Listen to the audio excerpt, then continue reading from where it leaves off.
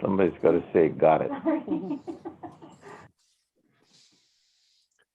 Not live quite yet. All right, Chair, we are live. Thank you very much. I'm going to call the Board of Appeals meeting to order. And I would like to say good morning to everyone. And this is the Board of Appeals August 2021 meeting being held virtually using the Zoom platform. I'd like to review our online protocols, our Aloha etiquette. One person speaks at a time with no side conversations. Mute your devices unless speaking to improve audio quality. Raise your hand and wait for recognition by the chairperson before speaking. Prior to speaking, please state your name. Speak slowly and clearly, close to your microphone. Limit distractions, for example, turning off your mobile phones and other devices, and we will take a break each hour. I'd like to introduce the members of the Board of Appeals. So I am Richard Henderson, Chair Pro Tem, and we have with us Springer Kay, Justin Lee, Matson Davis, and Daniel Neal Thomas as board members. Counsel to the board is Laureen Martin to my left, and we also have April Supernaut, staff to the board, and online Robert Leisure, who does our IT. Thank you. Also, Kim Tanaka behind me is the secretary to the boards and commissions. Let's announce the agenda items that have been continued or withdrawn. So we have Victor Hussein, BOA 18000201 has been withdrawn. Jennifer Gregor, BOA 19-000283 is continued until the circuit court renders a decision on the LUC appeal. Chris Alcott, BOA 20000283, continued to 11/12/21. Ryan Smoot, BOA 21-000301, continued to October 8th, 2021. I would like now to open our statements from the public on items on the agenda. Are there any public participants that would like to comment on the agenda? Hearing none, I will close public testimony. We need a motion for that. All right. So moving into old business, I'm going to read into the agenda Norteca Properties, Inc., BOA 19-00237, appeal of decision by planning director regarding denial issued for short-term vacation rental registration, STVR 19-363238, and non-conforming use certificate NUC-19-1626. Location of the property is 77-152 Queen Kalama Avenue, Kailua Kona, Hawaii. And the TMK for record is 3-7-7-25-78. Have each of the parties and or their legal representatives, could you state your names, please, for the record? Barbara Franklin, representing Norteca Properties Incorporated. I'm here with Lynn Allingham, the president of Norteca Properties. Good morning. Thank you. Good morning. This is Jean Campbell, Deputy Corporation Counsel on behalf of the Planning Department. Good morning, Zendo Kern, Planning Director for County of Hawaii. All right. Are the parties ready to proceed? Yes. And I'd just like to say that we did have a pre-hearing conference held on August 10th, 2021, and the parties stipulated to the record on appeal. So we have before us a motion to dismiss has been filed by the planning director, and an opposition has been filed by the appellant. And we'd like to consider the motion to dismiss first. And would the counsel for planning director like to make a statement? I think the motion essentially speaks for itself. If there is an opportunity, I would like to respond to the appellant's motion in opposition. Okay.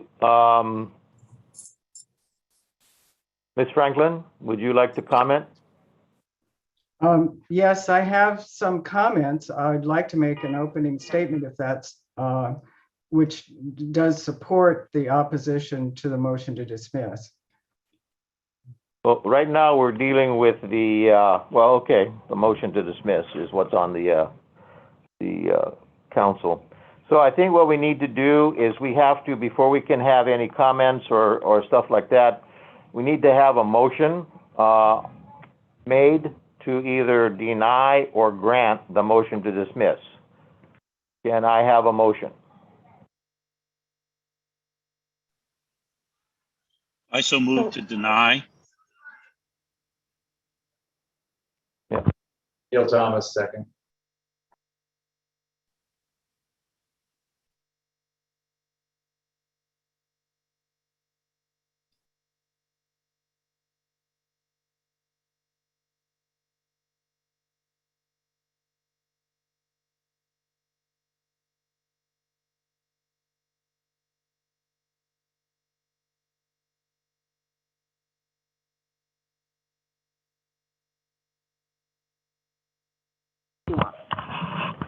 Okay, so we have a motion to deny, and the second was made by Neil Thomas. Neil Thomas. And I'd just like to clarify, what we're dealing with right now is the planning director's motion to deny. And Ms. Franklin, once this is done, you'll then have your opportunity to comment on the your opposition. It's my understanding that a motion to dismiss is what's at issue at this during this motion.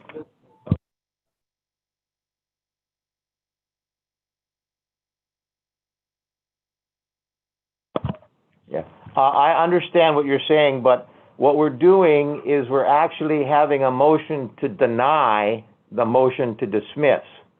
So we can then move on to your portion there. That's okay with you? Yes, I understand now. Okay.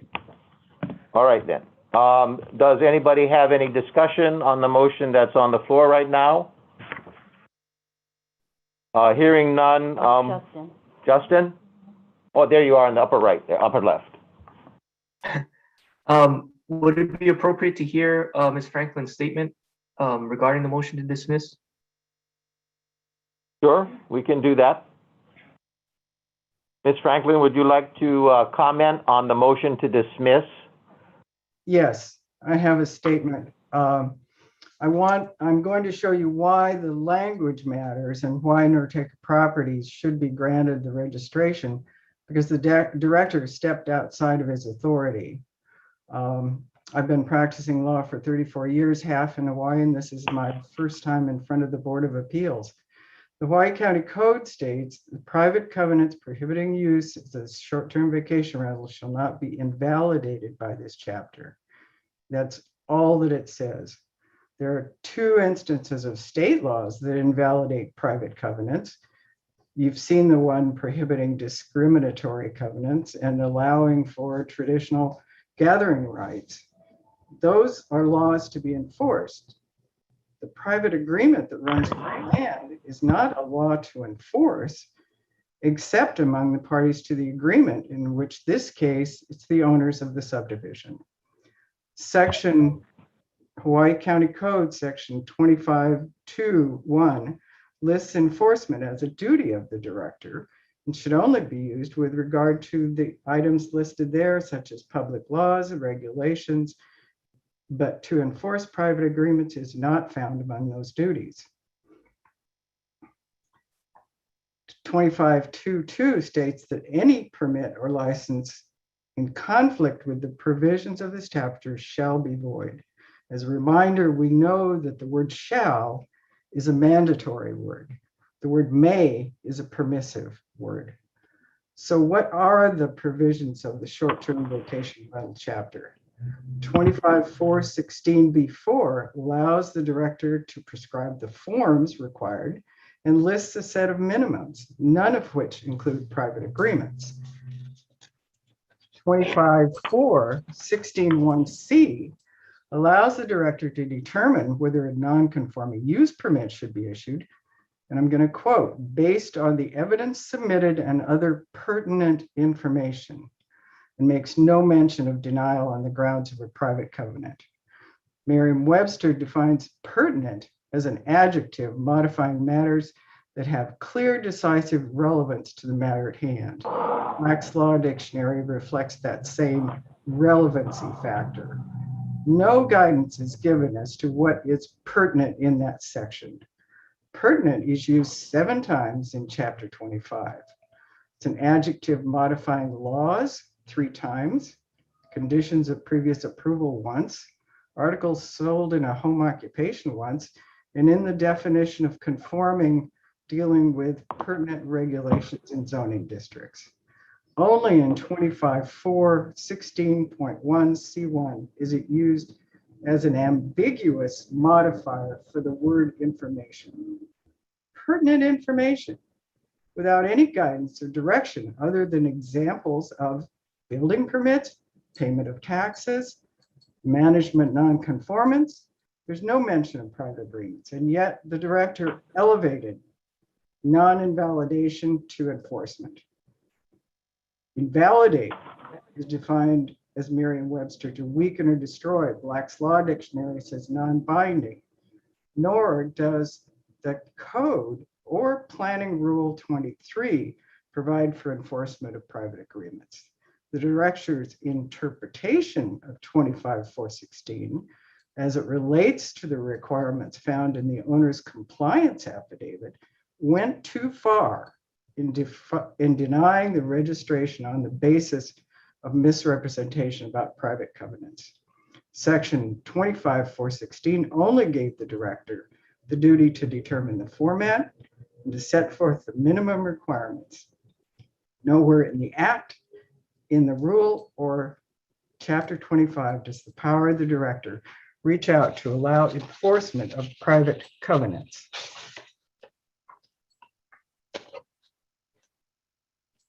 Those additional requirements in the form of rulemaking in 23 is where one would expect to see some mention of enforcing private subdivision declarations. Let's look at Rule 23-12D. It mirrors the code 25.4.16.1 C1, and I'll quote, issuance of a non-conforming use permit may be denied if the director verifies any of the following. I'll read part of 1. The applicant has violated pertinent laws such as, but not limited to, not securing or finalizing a building permit, and it talks about taxes, and it talks about non-responsive management. Rule 23 is where the director exceeded his authority by inserting the catch-all, but not limited to, but that refers back to pertinent laws. This is where the director bootstraps the no invalidation into enforcement and denial on the grounds of a private covenant. And may is a form of wide-ranging political expediency. The owners can and should enforce their own covenants, not expect the county to do so. It cannot be a misrepresentation if the information was not pertinent, and nowhere in the enforcement power is given to enforce private covenants. Thank you. Thank you, Ms. Franklin, for your testimony. Would the Jean Campbell like to respond? Yes, I would. Thank you, Vice Chair. Morning, Vice Chair Henderson and board members. Thank you for the opportunity to appear before you today. As you know, I'm Jean Campbell, Deputy Corporation Counsel representing the Planning Department. And with all due respect, we're not talking about enforcement. Ms. Franklin and Ms. Allingham have presented to you a multifaceted and compelling argument about why you should overturn the Planning Department's denial of the Norteca Properties requested short-term vacation rental registration and accompanying non-conforming use certificate, which is kind of a mouthful. So going forward, I'm simply going to refer to all of that as the requested STVR permit.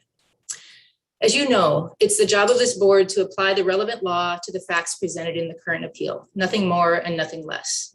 As Ms. Franklin has suggested, the only relevant law is really Hawaii County Code Section 25-416 subsection A2, which provides that private covenants prohibiting the use of any unit as a short-term vacation rental should not be invalidated by this chapter. Therefore, the question before you today is actually very simple. Are there private covenants that would prohibit the use of the Norteca Properties unit as a short-term vacation rental that would be invalidated by the issuance of the STVR permit that she is seeking? And the clear answer is yes. The CC&Rs for the Keauhou View Estates subdivision where the Norteca Properties unit is located unequivocally state the rental or lease of any lot or the improvements thereon for a period of less than 30 days shall not be permitted. End of story. Unless this board wishes to direct the Planning Department to issue a permit in direct violation of the Hawaii County Code, potentially exposing the county to a lawsuit from the Owners Association for failure by the county to follow the code, the Planning Department's denial must stand. Now, Norteca Properties has argued that it's not the county's job to enforce private covenants. And while that's really not relevant to your analysis, they are in fact correct. And the county is not seeking to enforce the Keauhou View Estates CC&Rs. We're simply following the Hawaii County Code, which prohibits the Planning Department from issuing an STVR permit, which would invalidate existing private covenants. It's the job of the Keauhou View Estates Owners Association to enforce their own covenants, whether it's for a violation of the prohibition on short-term rentals, exterior color painting, or some other term. According to the Keauhou View Estates CC&Rs, enforcement involves bringing a legal proceeding for injunctive relief and or money damages. And I'm going to say that again. Enforcement involves bringing a legal proceeding for injunctive relief and or money damages. The county has brought no such proceeding. The county has simply denied Norteca Properties STVR permit application. And by doing so, the county is simply following the Hawaii County Code and not acting to invalidate the CC&Rs. Ms. Franklin has also asked whether the county is enforcing the CC&Rs with regard to hosted rentals of less than 30 days. And the answer is no for two reasons. The county currently doesn't regulate hosted short-term rentals. And more importantly, it's not the county's job to enforce these CC&Rs. If hosted rentals are taking place in the subdivision in violation of their CC&Rs, the Homeowners Association has the authority to enforce those private covenants by bringing a legal proceeding for either injunctive relief or money damages, not the county. The county has properly denied two other STVR permit applications it received from Keauhou View Estates homeowners, also because the CC&Rs prohibit this use and thus the issuance of the permit would invalidate the private covenants in violation of the Hawaii County Code Section 25-416 A2. Ms. Franklin and Ms. Allingham have also presented to you a number of other arguments about why the county's denial of this permit should be overturned. And none of these are relevant to your consideration today either. In fact, all this discussion, it may be interesting, it may not be, but the only relevant consideration for you today is whether the Hawaii County Code should be followed or not. I think that's sort of what we have to say with regard to the motion to dismiss at this point. If you have any questions. Thank you, Ms. Campbell. At this point, do we have any other discussion or questions from the board? If not, we'll then call for the question for the motion to deny the motion to dismiss. Chair, Yes, Neil. if this is the point where we could question the county or the appellant, No, this is not that point. got it.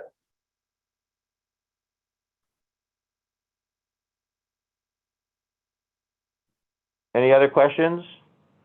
If not, I'll call for the question and it would be a roll call vote. Can you proceed? Yes, so we, yes, this is April. We have a motion to deny the motion to dismiss, which means we would proceed to the hearing on the merits of the appeal. So, Mr. Davis, Yes.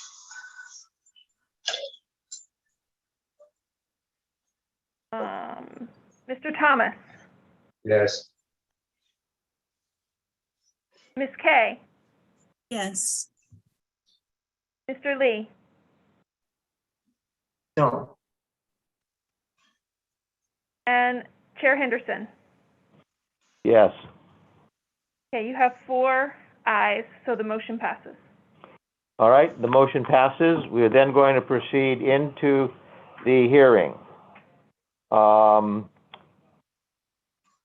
Are there any witnesses or exhibit issues that need to be reviewed or discussed?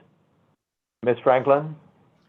Yes, I have 2 exhibits, and Ms. Allingham, as president, is going to testify regarding some of the background of her understanding of covenants in this situation. Can I share my Okay. screen? Not yet, not yet. Are the exhibits marked, and have you given the other parties copies of them? Yes, exhibits 1 and 2 to the opposition to the motion to dismiss have been provided. It's my understanding from discussing it with Rob Leisure. That is correct. Okay, and do the board members and staff have the copies? Board members, you all were provided copies of that, okay? Are there any objections to the exhibits? Ask Jean specifically. Jean, do you have any exceptions to the exhibits? No, no objections. Okay.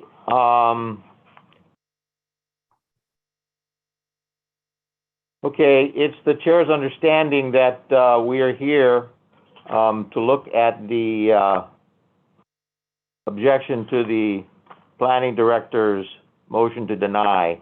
And what we can do is move forward with the presentation from the appellant. Would you like to proceed, Yes, Barbara? Thank you. yes. Can I share my screen? Yes. I need the link to be able to share my screen. I think the host has to put that up. I just made you a co-host, so I believe that should allow you to share. All right. Thank you, Robert.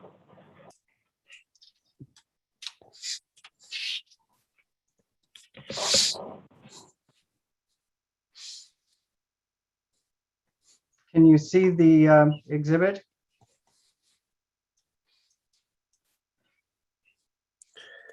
Not yet. Not yet. Is there something else I need to do to make it visible? When you press on the share screen, it should pop up with a window with different icons showing the windows that you have open. And usually if you select the top left one, that allows it to share anything that's on your screen. And there's another button to share. Top left. Yeah, and then you're trying to choose a window, and then you have to select the share button towards the bottom right. I think it's in blue. Oh, okay, after. Yeah, after you select the window, hit share. Okay, I'm not seeing the window.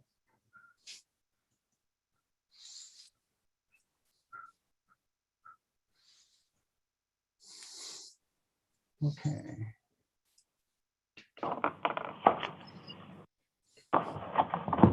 Hmm.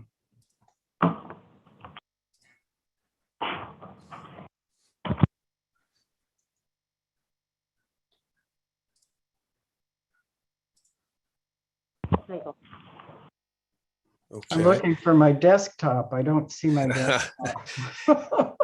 As an alternative, if it's one of the exhibits, Chair and That's, April, that's what I'm going to do right now. Okay. Ms. Franklin, I think that we all have copies of the exhibit. So to kind of shorten any frustration you might have of trying to deal with the loopiness of computers and stuff like that, if you would just identify what exhibit you are going to present on the screen, and then we can refer to that hard copy, and you can Okay. proceed. Okay, thank you, thank you. The first one I wanted to present was Exhibit 1.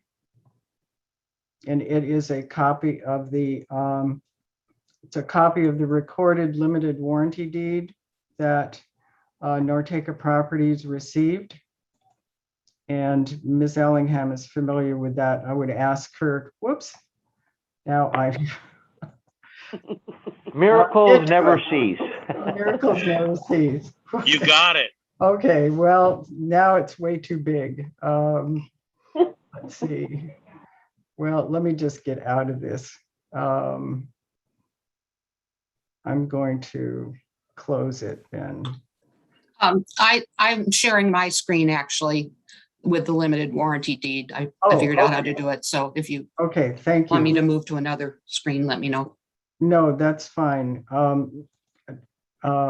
Ms. Allingham, could you explain to the board the circumstances under which you purchased the property? Yes, the property was listed in an online auction site, and it was a, I guess you'd call it a silent auction where you would submit a bid and then, Excuse me, 1 second. Before we can proceed here, we just have a legal issue that we need to do, and that is to swear in the witness. Oh, okay. Is that okay? Yes. yes. Do that? Okay. Where's my,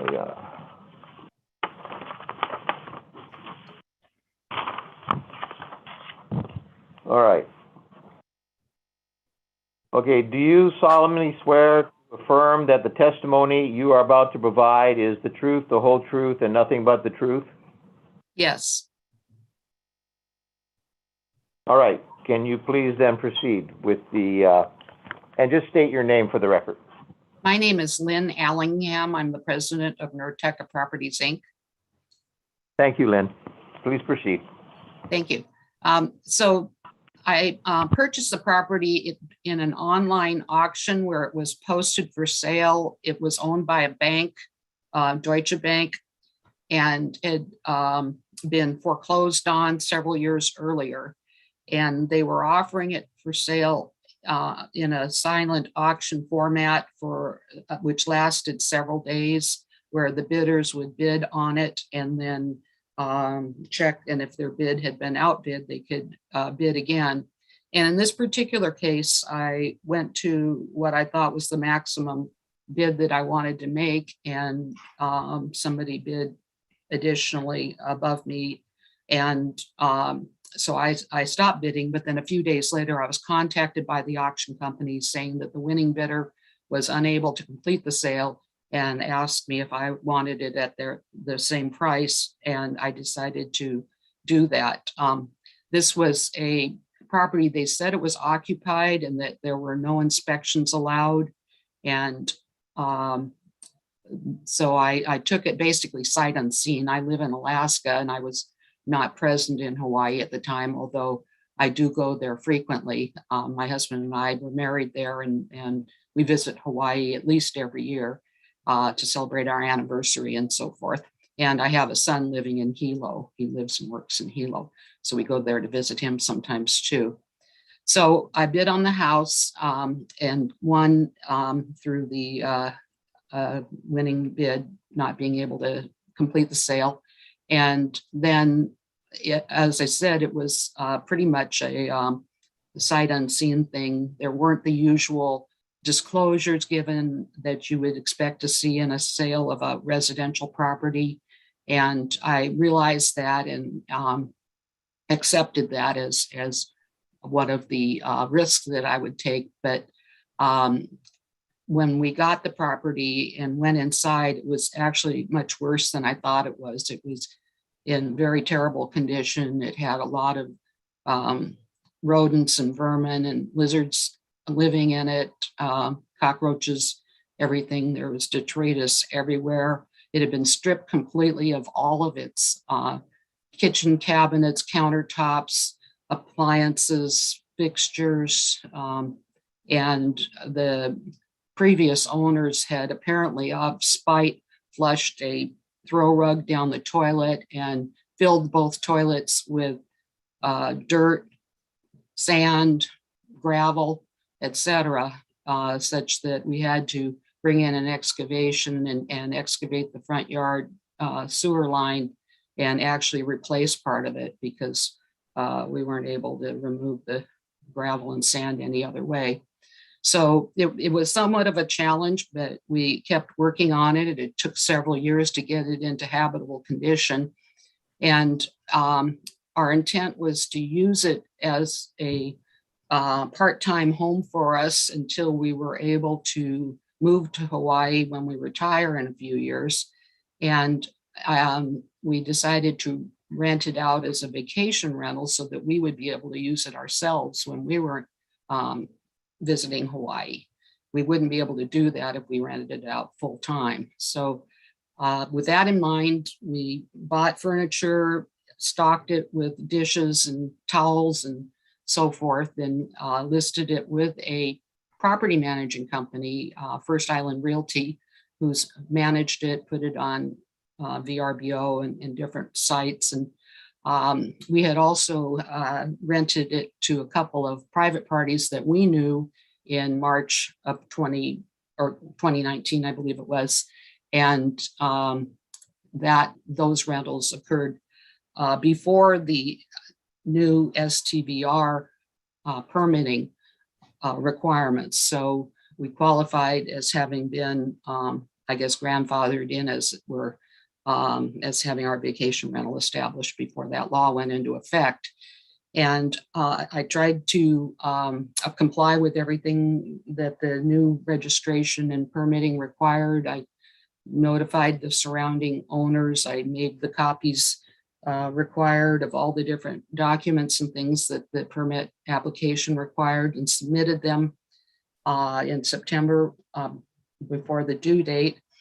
And then I wasn't contacted, I believe, until about October. A Mr. Clinton Mercado with the planning department told me that he had checked the county records and that the property was approved for 2-bedroom, not 3 bedrooms. And this was news to me. I'd never heard that. The county tax records show it as a 3-bedroom house. I had bought it as a 3-bedroom house, paid, what a 3-bedroom house would cost. That was my understanding. But he said that because in the original building permit, the builder had listed it as a 2-bedroom plus a study, even though the house was actually built as 3 bedrooms. All 3 bedrooms have closets and windows and are of the required size for 3 bedrooms. I really had no notice that it was only permitted for 2 bedrooms. But anyway, he said that I was approved for a 2-bedroom rental, and that was what I would be getting.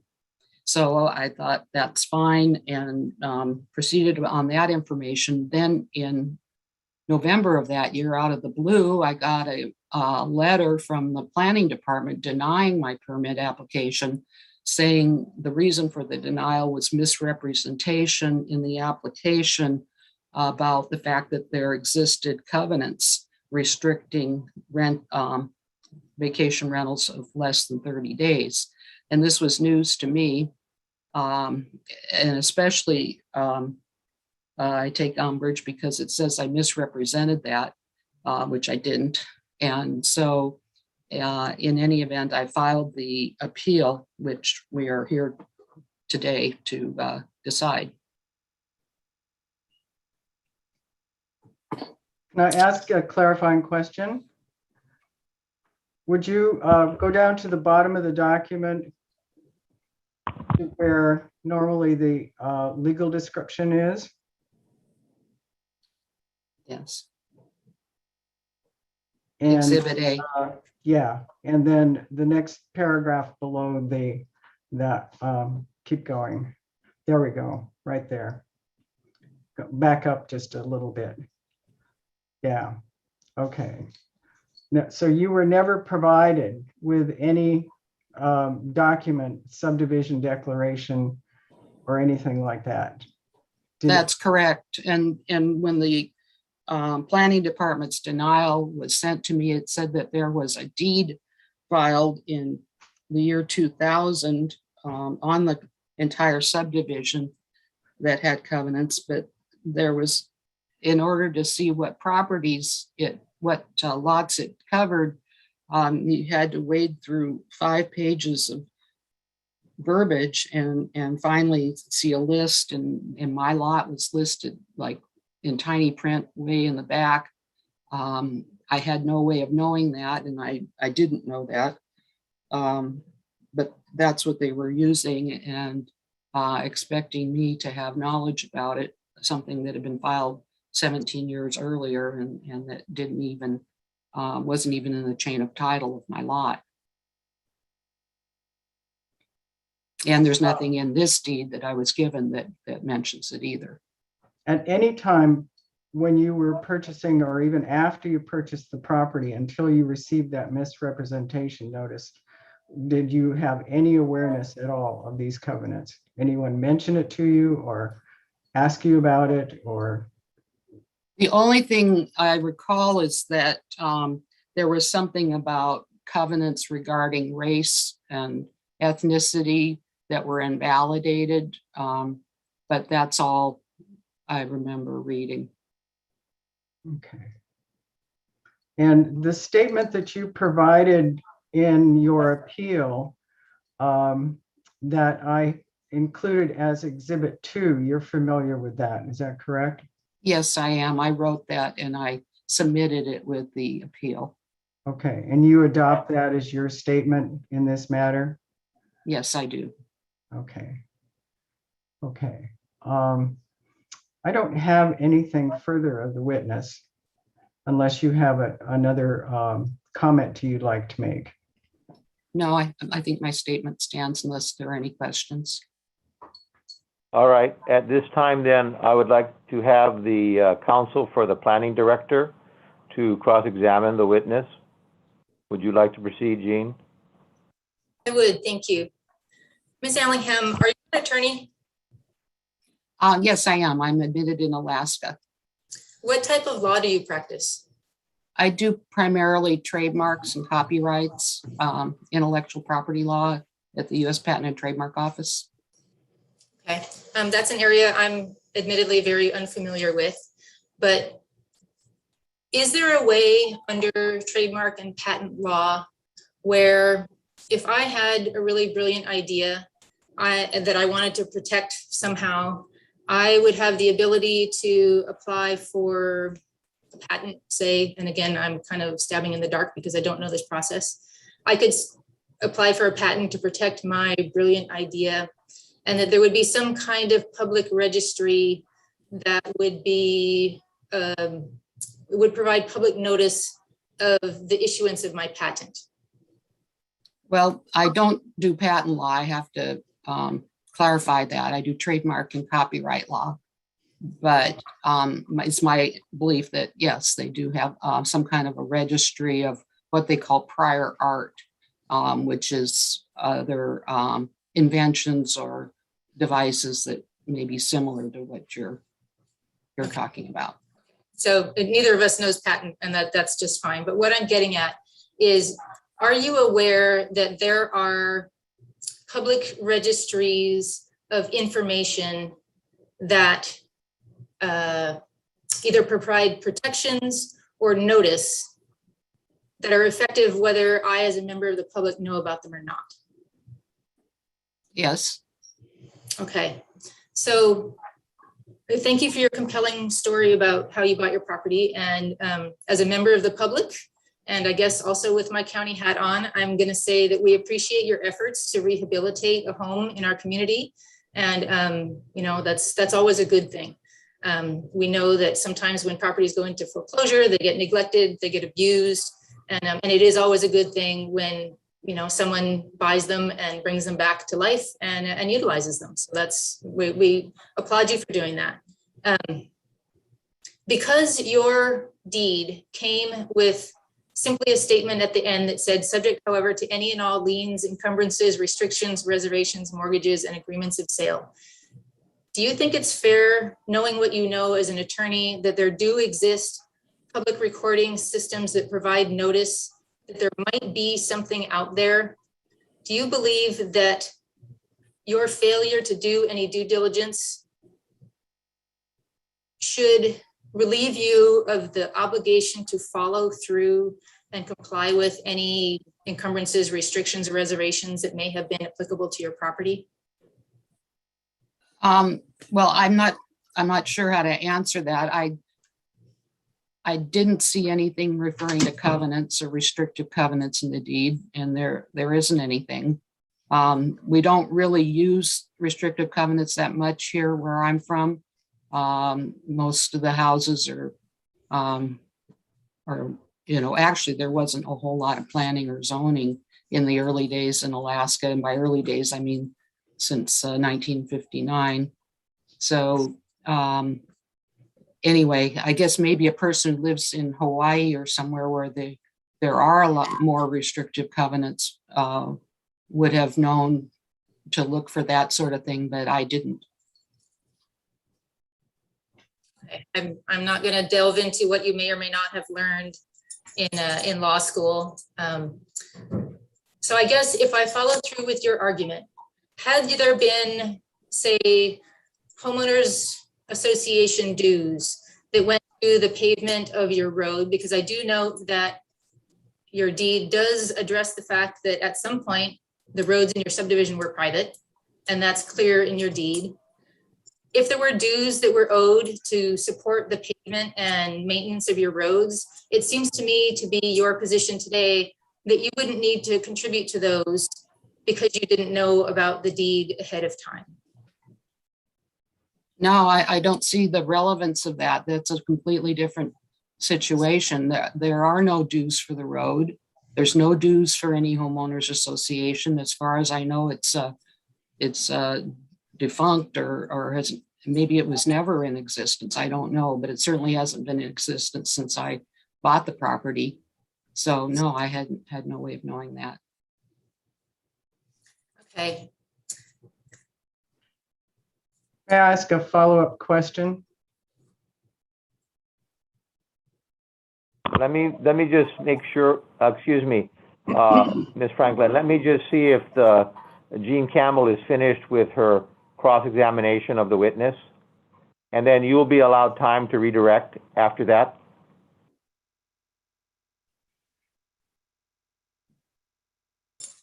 Can you tell me the name of the title company that handled the escrow and title matters for your sale?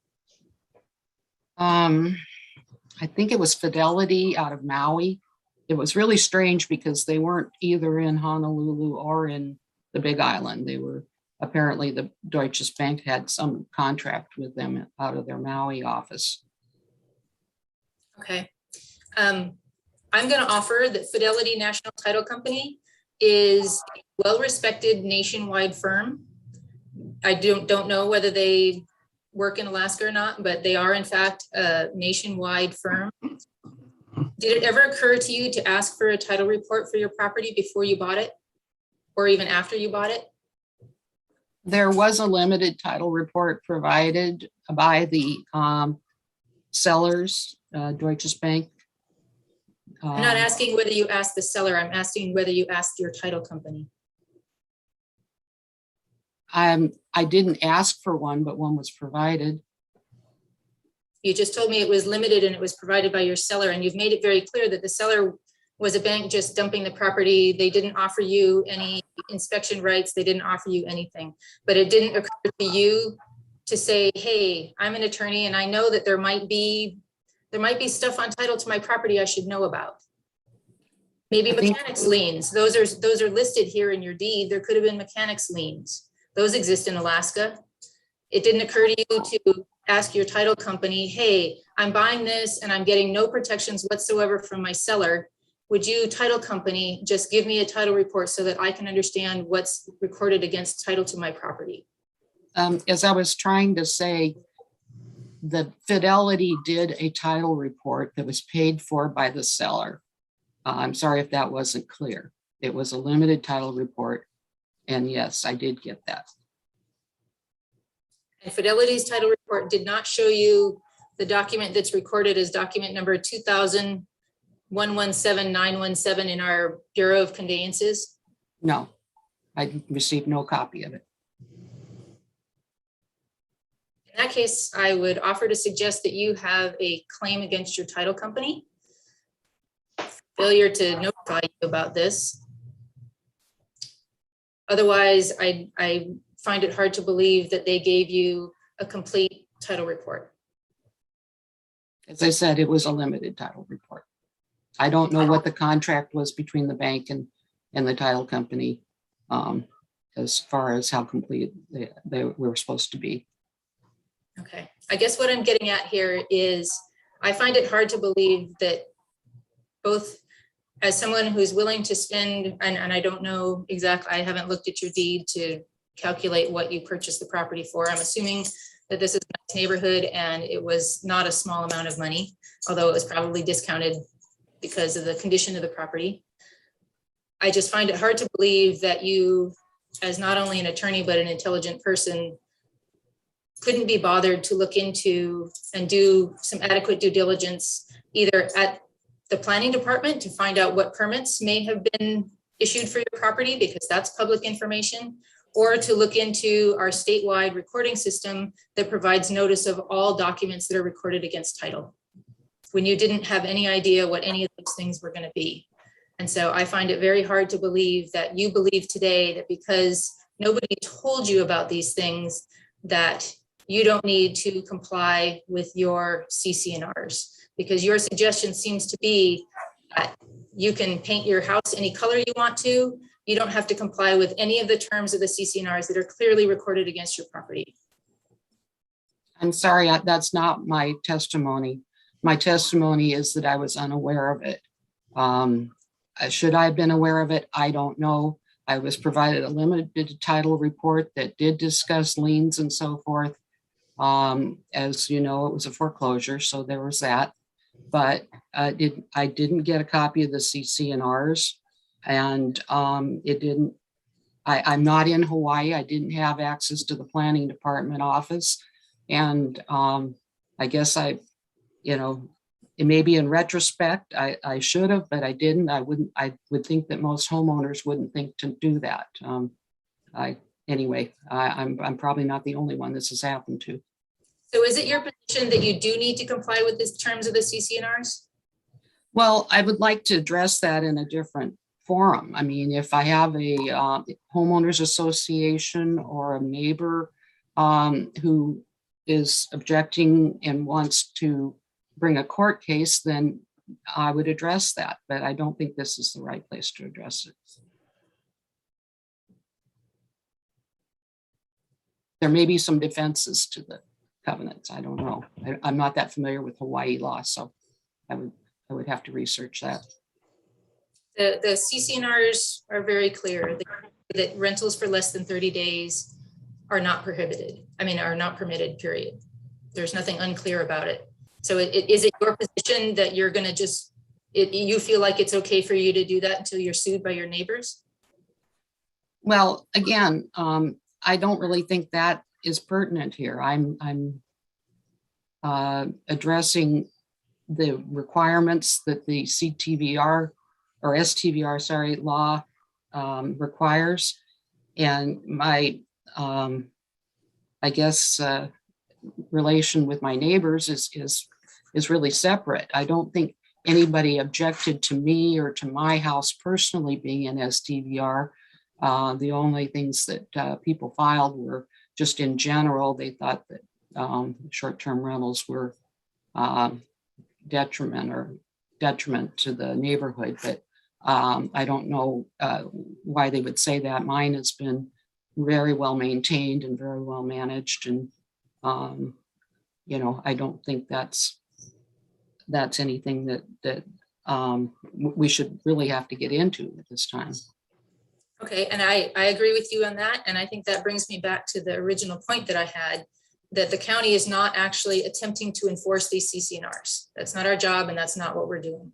The CC&Rs are very clear about what enforcement means, and enforcement means filing a legal proceeding for injunctive relief, which would be, you know, essentially to stop you from doing that, or filing for monetary damages. And the county has not done either of those things. The county is simply enforcing the Hawaii County Code the way that it's written. The county cannot issue a permit if there are prohibitive CC&Rs already existing on the property. The law is simple and clear. Well, I'm sorry, I don't agree with your interpretation. You say they cannot, but actually they can. If the SDVRs had a different restriction, like 2-week rentals or 2-month rentals, that some of the rentals may be possible with a permit, while others are prohibited by the covenant. So I think we're getting into the weeds a little bit about this particular covenant, and I don't think that's the purpose of the STVR law. I don't think the county really has the resources to enforce all these private covenants. I think that there is a mechanism for that, and I'm not asking the county to invalidate the private covenants, not at all. I'm just asking them to issue me a permit and allow me to go forward and deal with the private covenants the way they are supposed to be dealt with in the filing itself. And again, the county is not seeking to enforce your private covenants. That's the venue of your owners association. And I'm gonna let either Director Kern, who's online, or Deputy Director Darrow jump in and correct me if I'm wrong, but I do believe that the reason that the CC&Rs came to light is because your homeowners association wrote in when you sent your notice out for your STVR permit in the first place. They wrote in and notified the county about the CC&Rs. And that's the first I heard of it. So. Okay. And I don't think there is a homeowners association. I haven't seen any evidence of that. I've seen a couple of individuals who wrote letters. Okay. Is it your understanding that your phone and email conversations with Inspector Mercado were the equivalent of the issuance of your permit? I was told that I would be getting a permit. And as a lawyer, do you expect that that is a guarantee of a permit of some sort when you have a discussion with someone by phone and by email? Yeah, I think he put it in writing, and it was something I relied on. And yes, I like I said, I had no notice at that time that there was any glitch in my application. Quite the opposite. He told me it would be my permit would be issued.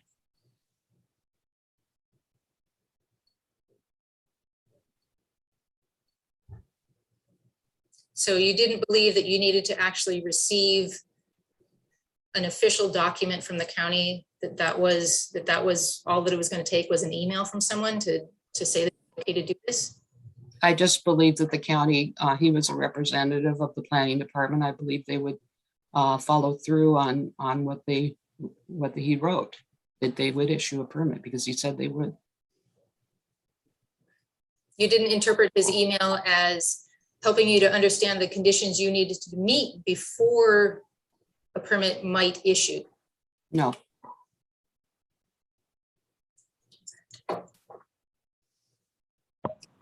Okay, this is the chair, Richard Yes. Henderson, and I'd just like to say that we're in a cross-examination of the witness right now.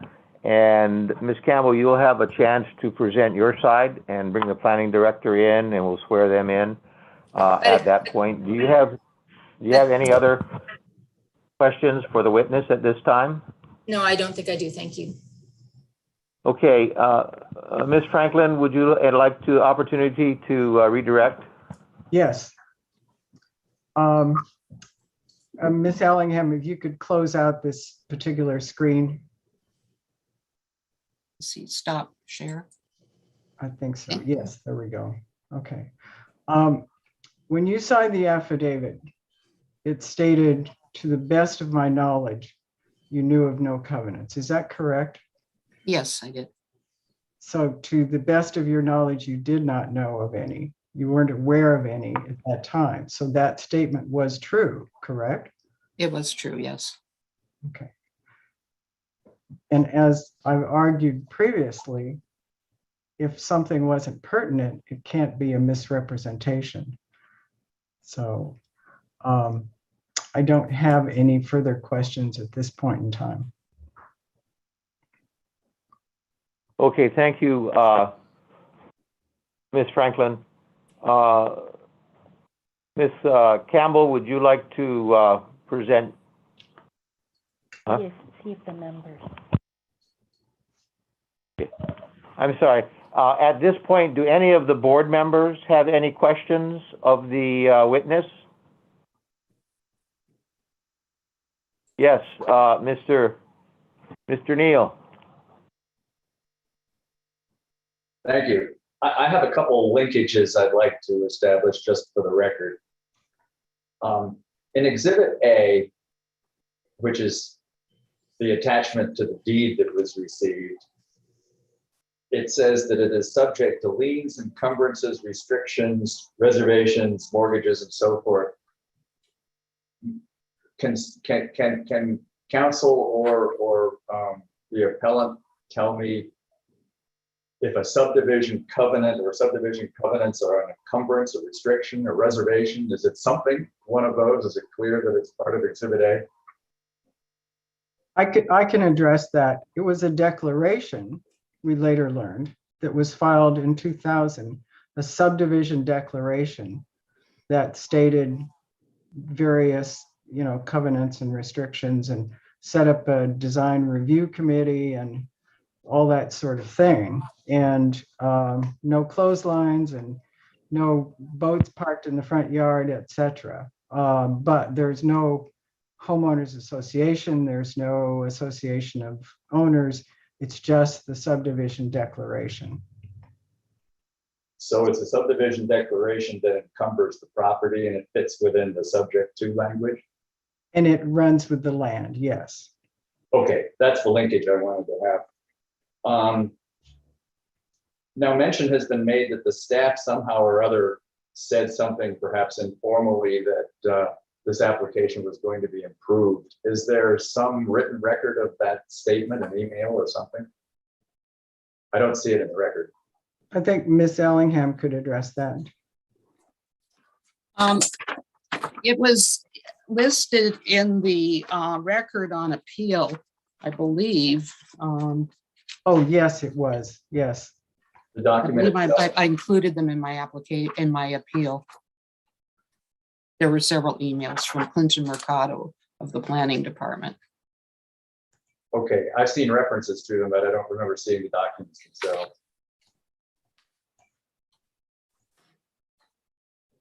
If you give me just a second, I can point to which docket number it is. If they're there, that's enough for me. I don't need to hold you up with what I didn't see. Okay, thank you. The other linkage, I think I will save that for a question for the planning department after they've presented their part of the case. So Just to clarify, it's thank you, Chair. page 49. Page 49 of the record of appeal. Mahalo. Oh, no, sorry, that's a different email. I'm sorry. Page 50. No, I'm sorry, that's a different email. Anyway, I'll try to find it.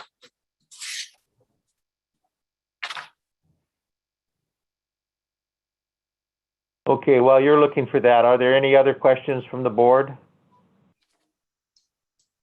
Yes, Mr. Lee. I have two questions, but I'll instead of asking them at the same time, I'll just ask my first question. For the appellant, for the sake of argument, let's assume that the county not enforce, in your words, I guess, the covenant on the property, but wouldn't it lead to, I guess, how do you square the discrepancy that would exist where the county would allow a property in violation of a covenant on that property? Are you directing the question to me or Ms. Yeah. Elliott? Okay, I can. No, well, whoever. I'll try to address it. You know, not invalidating something is not the same thing as enforcing it. And the only enforcement mechanism in that declaration was for the owners or the developer to enforce it. They are the only parties that have the ability to enforce it. So it's not valid. Follow-up. Yeah, I'm done. Thank you. I guess I have a concern with that line of argument because there is a covenant saying no rentals under 30 days. If the county is to grant this STVR permit, it will in effect allow rentals under 30 days on this one property, and that's in contravention to the covenant. So whether it's an invalidation or an enforcement, it's going to allow something that the covenant specifically prohibits. How does that square? That gives the owners standing to bring whatever legal action they intend to do. No, I guess how does it square with the Hawaii County Code, which states that the county can't grant a short-term vacation rental if it's specifically prohibited in a private covenant? That's not what it says. That is not what it says. It says it doesn't invalidate. That's different than enforcing it. In other words, it's not taking away the owner's rights to bring in enforcement action. The STVR is not taking away their right to do that, to have standing, to take it to court. That's what it's saying. It's not invalidating it. It doesn't take it another step and elevate it to enforcement.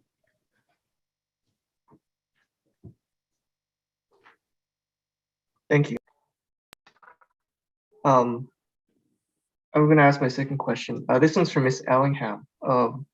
When did you first become aware of the covenant prohibiting rentals under 30 days? I believe it was on the when I got the record on appeal, and it had the letters from the homeowners, two homeowners who'd written in. I'd never seen those, so I didn't even know they were there before that. All right, thank you.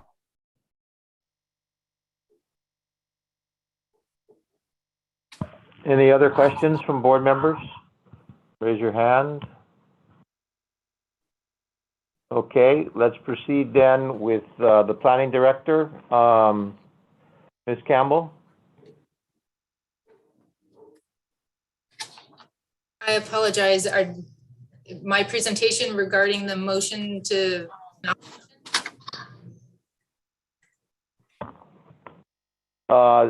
This is your side to present the planning director department response to the opposition. Got it. Thank you. I wasn't quite clear where we were. Again, I'm going to reiterate that the only question before the board today is whether or not there are restrictive covenants that prohibit the use of this property as an STVR which would be invalidated by the issuance by the county of this permit. And I would posit that it is not the county's job to create situations where we encourage our citizens to sue one another. That is not the purpose of, that's not the county's job. And we really do not want to get into a situation where we're throwing things out there that encourage our citizens to sue one another. Ms. Ellingham is. Okay, Ms. Campbell, can I just ask right now before we proceed, if you have any exhibits that you want to enter to the record and or witnesses that need to be sworn in? I guess if we could, the planning director, Kern. All right. Planning Director Kern, do you swear to tell the whole truth, nothing but the truth, so help you God? Sure do. Okay, proceed. Thank you, Ms. Campbell. Thank you. All right. Ms. Ellingham has testified that the approval of her permit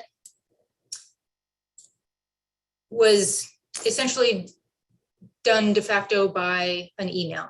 And admittedly, there is email correspondence between Inspector Mercado and Ms. Ellingham, where he is laying out for her the conditions that need to be met in order to qualify to have her permit issued, including the closing out of a swimming pool permit, which wasn't done at the time.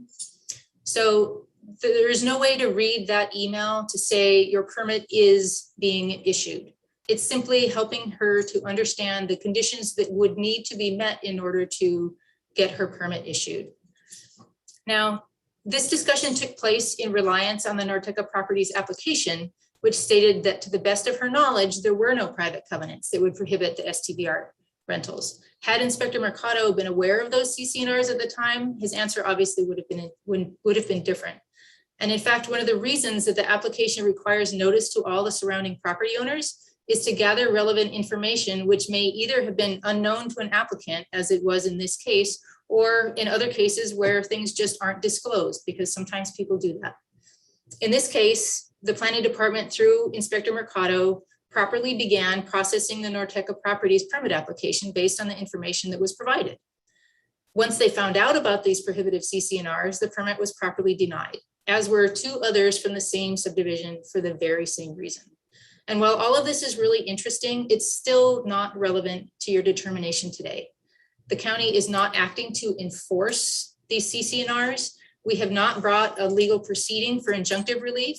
We have not sought monetary damages. We have simply followed the county code, which says the county is not going to issue a permit which would invalidate CC&Rs. And I would posit that issuing a permit that is clearly allowing a use which is prohibited very clearly by the CC&Rs is an invalidation of those CC&Rs.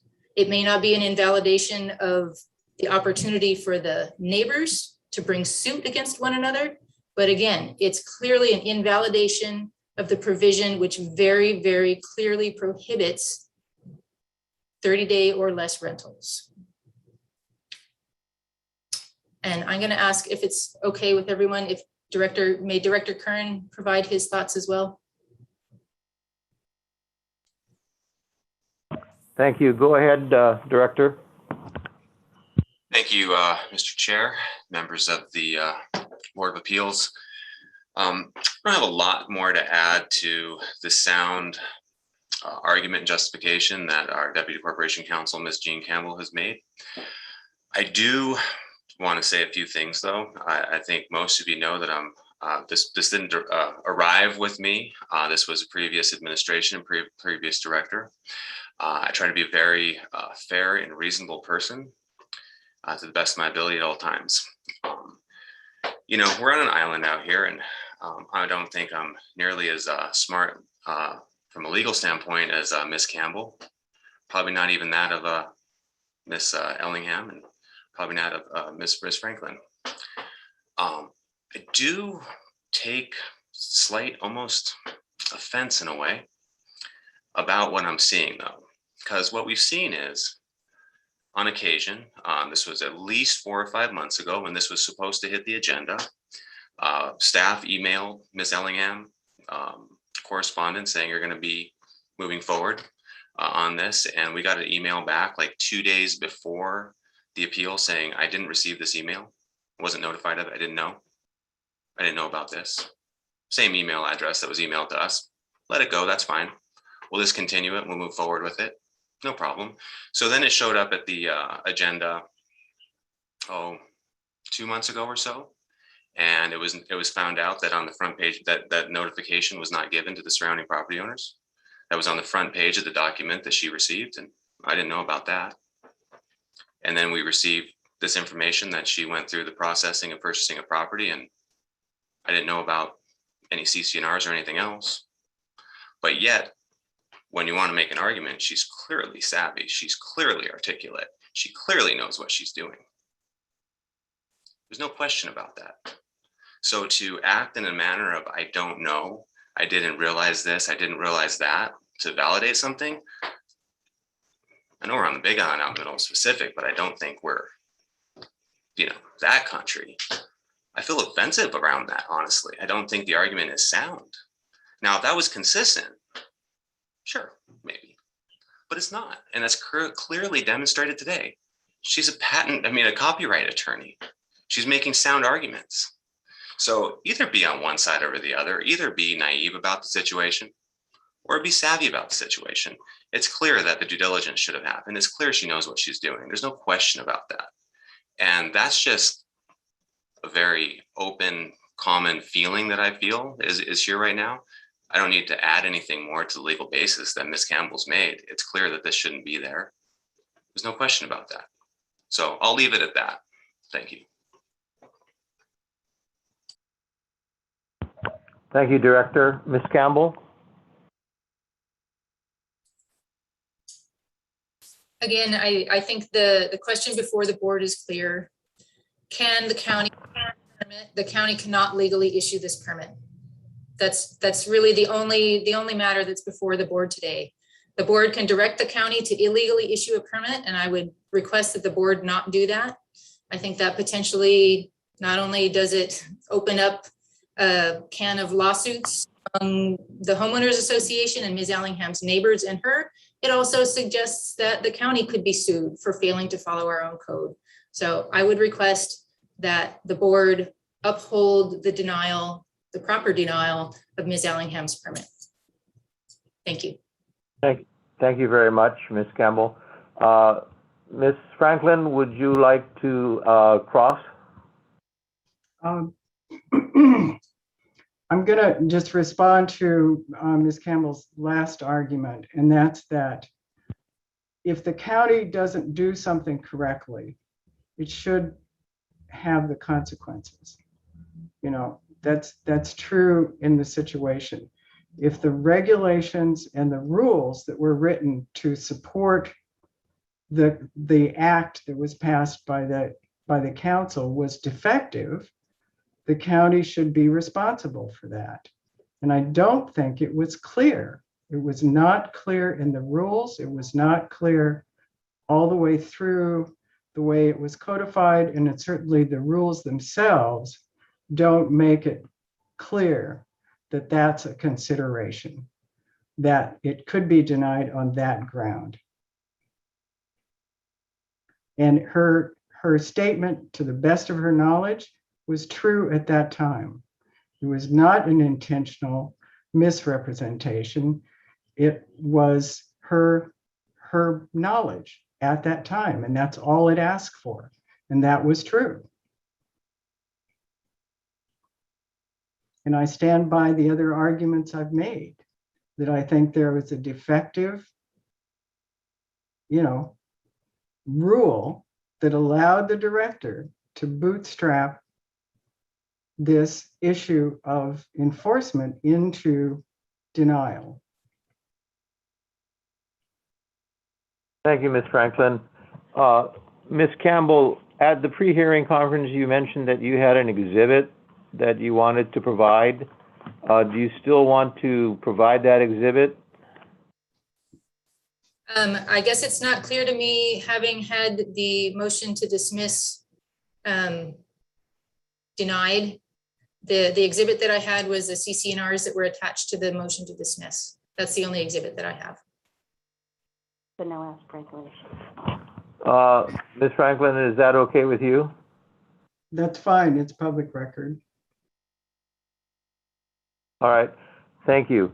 To the board, does any of the board members have questions of either party? Neil, Thomas, please, you have the floor. Thank you. I'd like to work on that linkage between enforcement and ordinances not being, subdivision covenants not being nullified.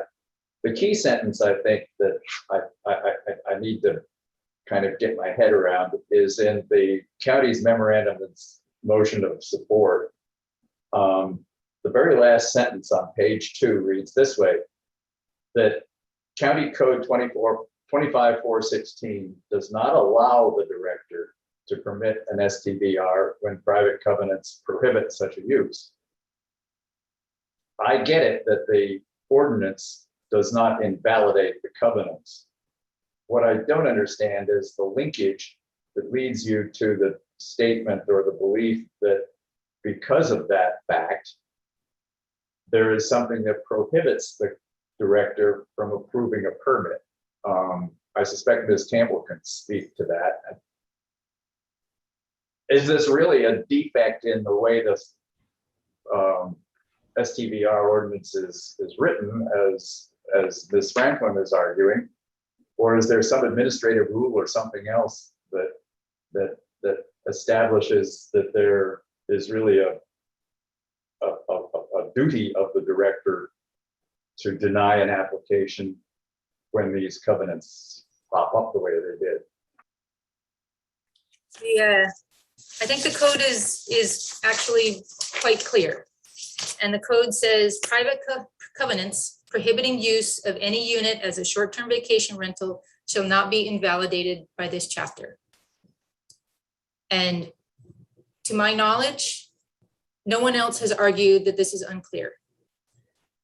Across the board, permits throughout the county have been denied because, including 2 others in Ms. Hallingham's same Keohau View Estates subdivision, have all been denied if there are private covenants against the property that the county is aware of at the time the application is made.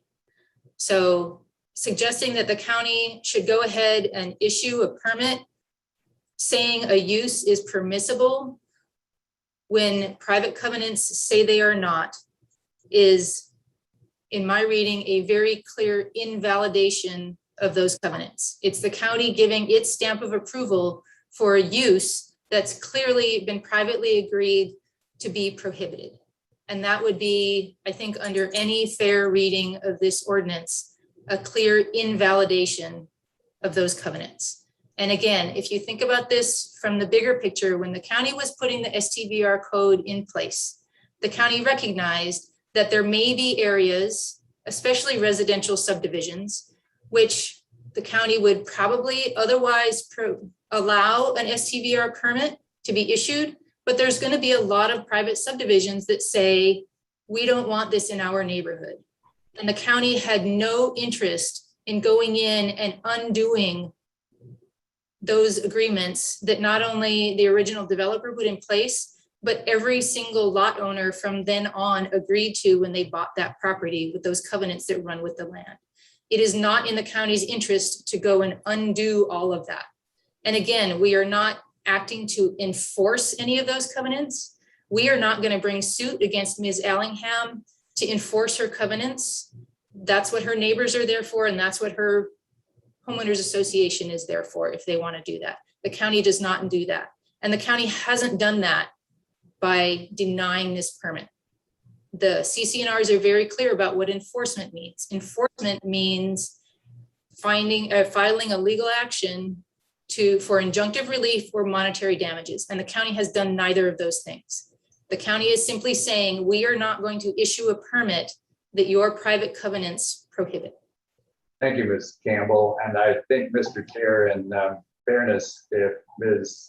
Franklin or Ms. Allingham want to, what could be, repeat what they've said before, but at least make the record clear that they had an opportunity to respond. Well, I think some of her statements were exactly on my point, is that the not invalidating something doesn't elevate it.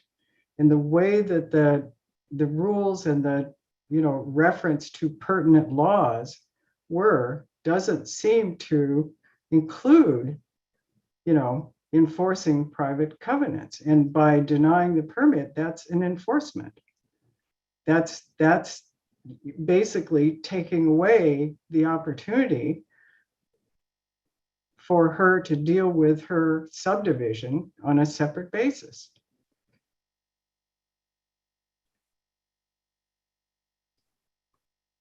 Thank you, Ms. Franklin. Mr. Chair, I'm proud of this.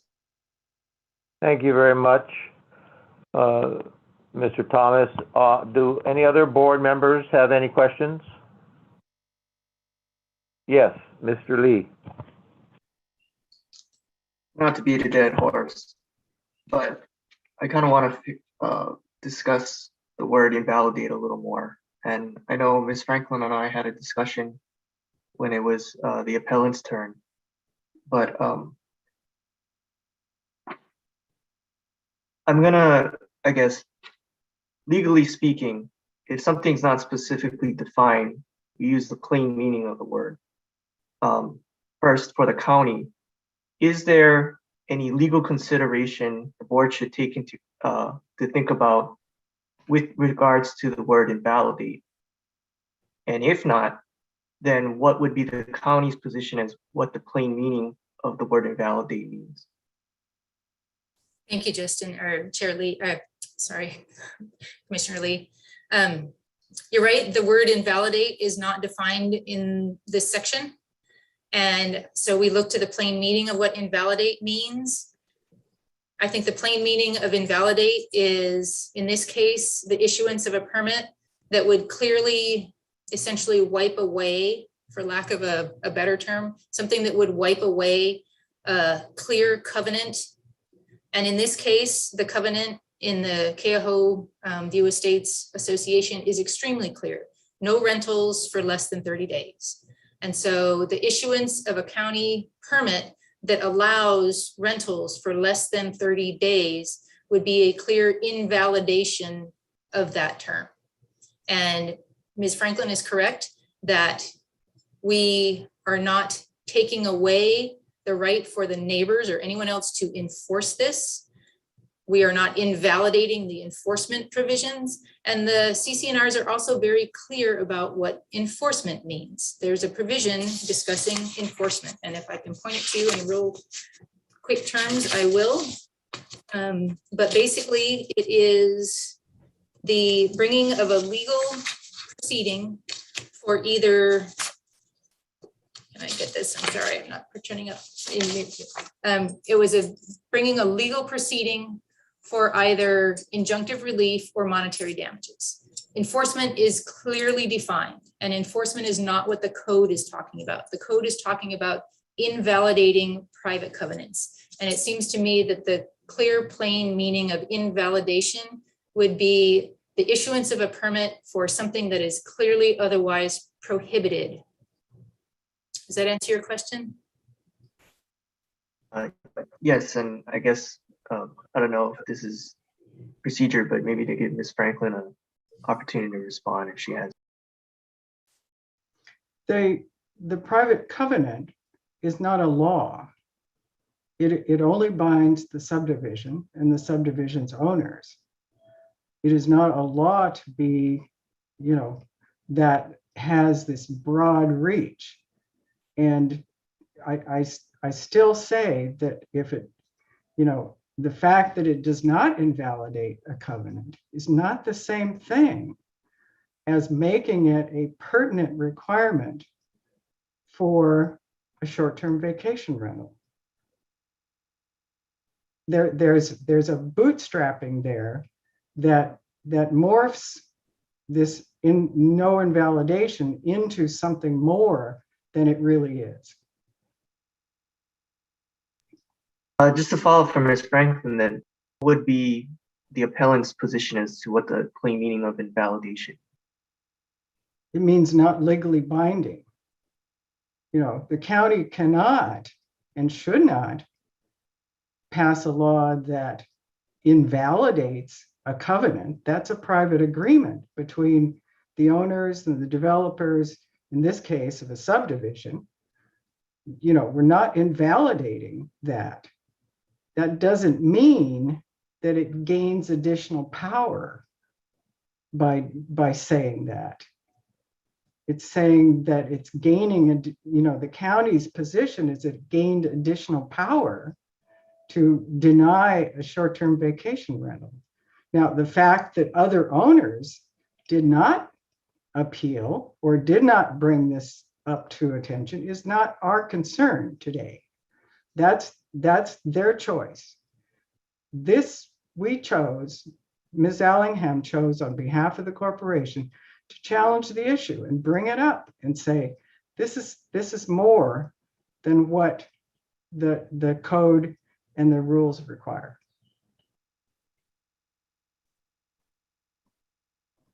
Thank you. Chair, if I may, I have another question. Please proceed, Mr. Lee. Thank you. For the county, it sounds like a good portion of Ms. Allingham's, I guess, issue with the denial was the allegation of misrepresentation. For the sake of argument, if we were to say that there was no intentional misrepresentation, would the county still have grounds to deny the permit? I can answer that question. There is case law on administrative applications. There's a case called Kim. I don't have the citation right in front of me, but it seems to be the sort of seminal case on these issues. And in that case, it says if the item was material, then either in the mind of the person that made the statement or to the issue involved, that it could be even an innocent misrepresentation. Okay, but my argument is that this particular term is not what even the code or the rules require as a pertinent. It isn't necessarily pertinent. I'm saying that because it isn't addressed elsewhere, there were several, portions. 25.416.1 has a list of what's considered pertinent laws, it says, including but not limited to, but it doesn't state that a covenant is, it doesn't add that to the list. It talks about building permits, talks about paying taxes, and it talks about management nonconformance. And it could have easily added that, and it didn't. And I'm saying because of that now they're bootstrapping the issue into a denial.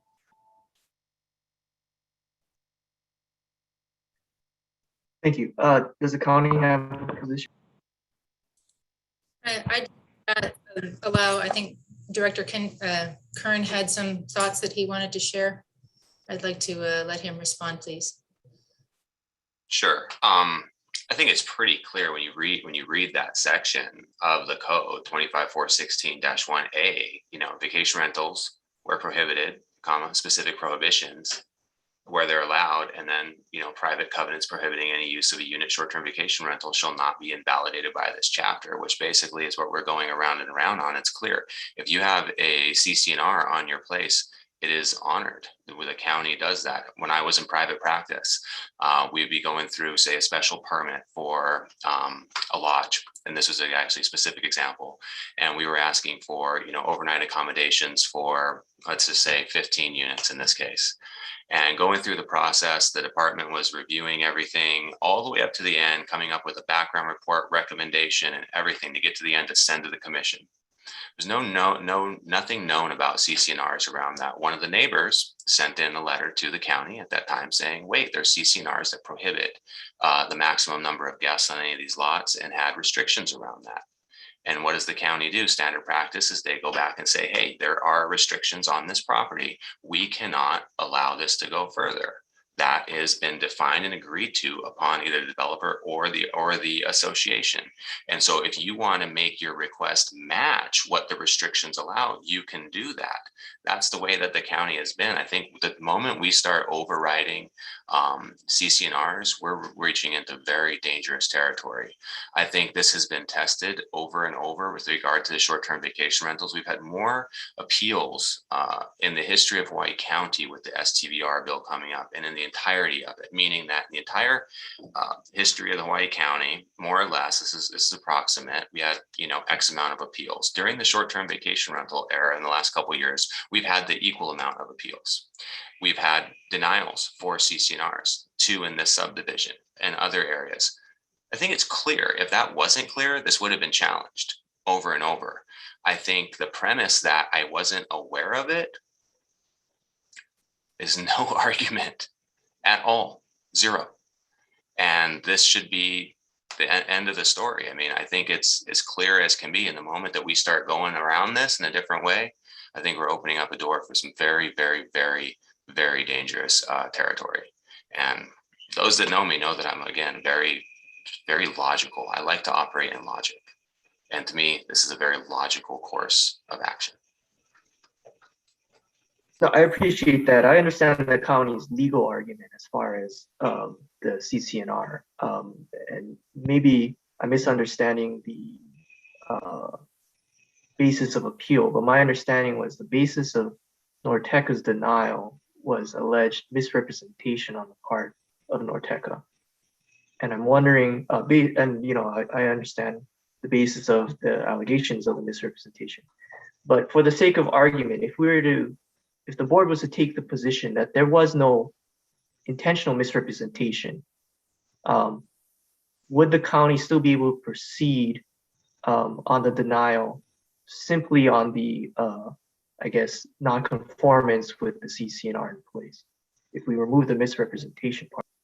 Yes, the planning department would. It'd be the same. So we'd be in the same situation. Thank you.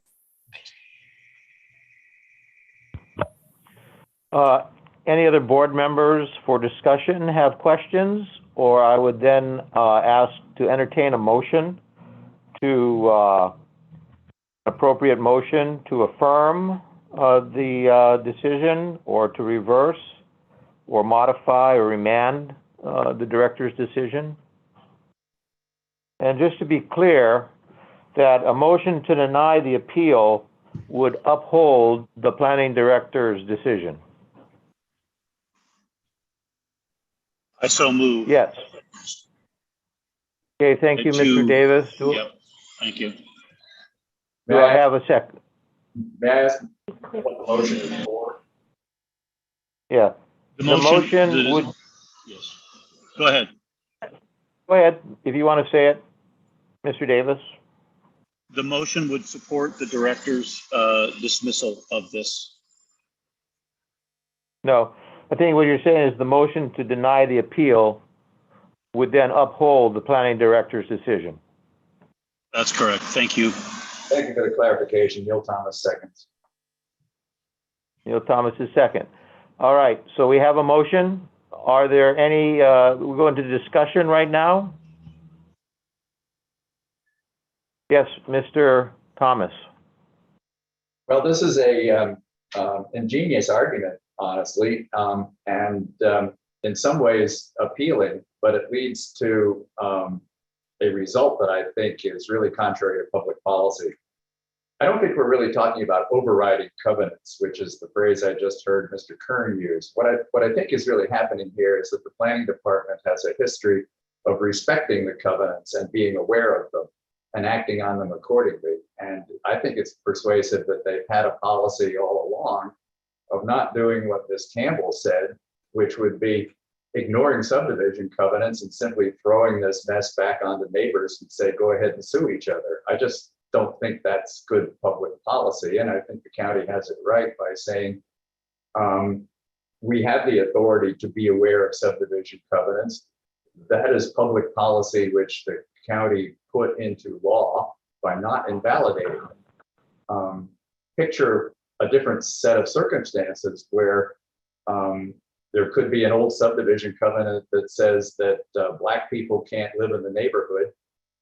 And yes, I think the assembly would be very quick to invalidate that, but they didn't. They put this in here specifically for a reason. And I think the reason was to light a candle beside the idea of subdivision covenants and signal to the county administration that they need to be aware of them and take that into account in approving subdivision covenants. And that's why the ordinance says that they can, where's the phrase, take it into account in making those kind of determinations. It's a part of the mix that they're properly able to do. Thank you, Mr. Thomas. Any other discussion on the motion? And this is Springer K. Go ahead, Ms. Kay. Just wanted to echo what Mr. Thomas said precisely. I found Ms. Campbell's arguments compelling, and I think it reflects the long history of the debate and effort that went into crafting this part of the county code.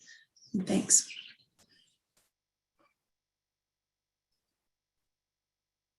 Any further discussion?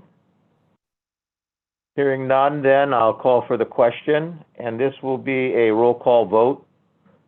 Could you please take the vote? Yes, this is April. Motion, so the motion on the floor is to deny the appeal, which will uphold the director's decision. Mr. Davis? Aye. Mr. Thomas? Aye. Ms. Kay? Aye. Mr. Lee? Aye. And Chair Henderson? Aye. You have 5 ayes, motion passes. Thank you. Okay, so we thank you for your time coming before the board, Ms. Franklin, Ms. Arlington. The board has made a decision to uphold, and I would like at this time to have the prevailing party, Ms. Campbell, prepare the findings of fact and conclusions of law and order to the board within 30 days after the close of this hearing. Thank you. I'll take care of that. Thank you very much.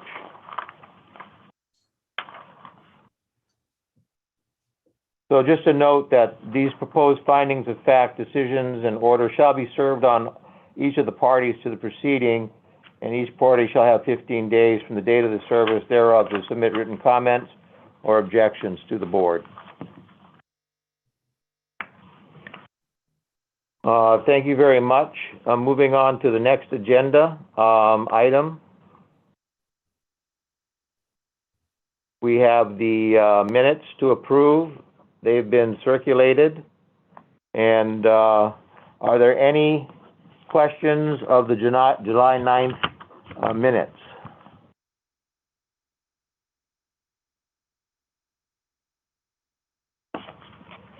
You'll recall that's where we went over the rules of practice. Hearing none, all in favor of the minutes submitted for July 9th, please signify by saying aye or raising your hand. Aye. I Any abstain. I wasn't opposed? at the meeting. Yeah. Yes, you were duly noted absent and excused. Any nays? Hearing none, the motion passes and the minutes are approved.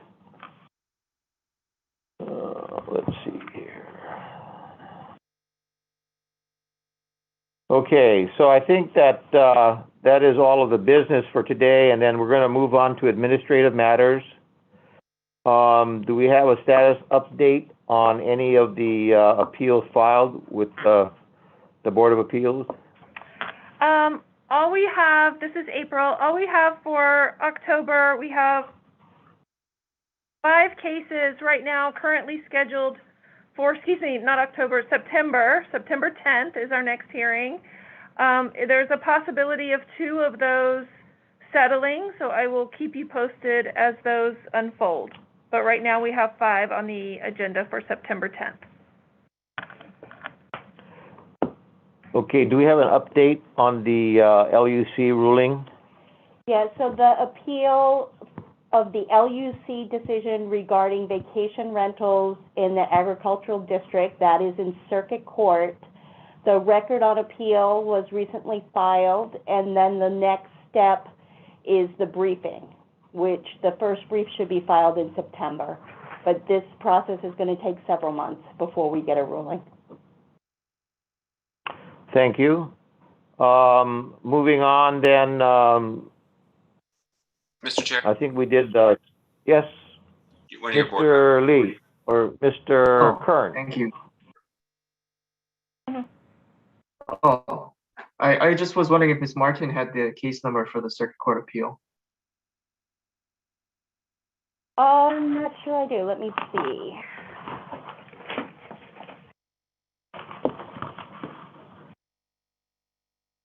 Yeah, it's 21-000178. Thank you. All right, Mr. Kern. Oh, no, sorry, Mr. Chair. It's just the inner chairman and me. I saw Mr. Lee had his hand up, and I was just making sure that everybody was aware of that. So I apologize. Okay, thank you very much. All right. Did we do the status update on outstanding Board of Appeals petitions? We did that already. So announcements, our next meeting is scheduled for September 10th, 2021. Our regular chair will be back, and you won't have to deal with my stumbling around in this, but thank you all for having me as the chair for doing this. And I'll entertain a motion to adjourn our meeting.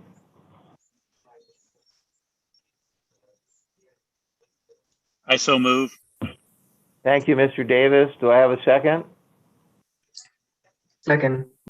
Thank you, Ms. Kay. All those in favor signify by saying aye. Aye. Aye. Any opposition? Hearing none, the motion passes. Thank you all for your attendance today. Look forward to seeing you Thank you next for month. chairing. You did an excellent job. Thank you. Take care, Thank you. everybody. Thank you, Ms. Thanks Campbell. all. Have a good day.